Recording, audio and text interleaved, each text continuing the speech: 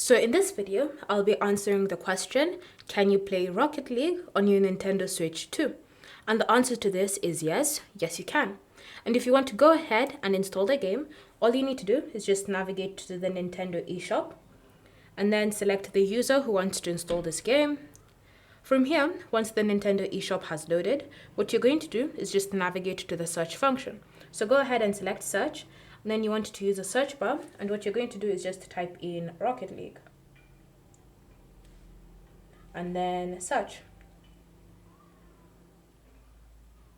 You should see it listed here in the search results. So what you're going to do is just select it, and then once you've selected it, you're just going to select download and then go through the process of downloading the game onto your console. So as you can see, it's telling me open virtual game card, and that's because I already purchased this game. So once you've done that, the game card should load. You should see the animation appearing on your screen.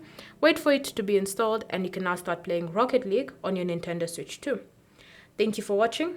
If you have any questions or comments, leave them down below and we'll get back to you.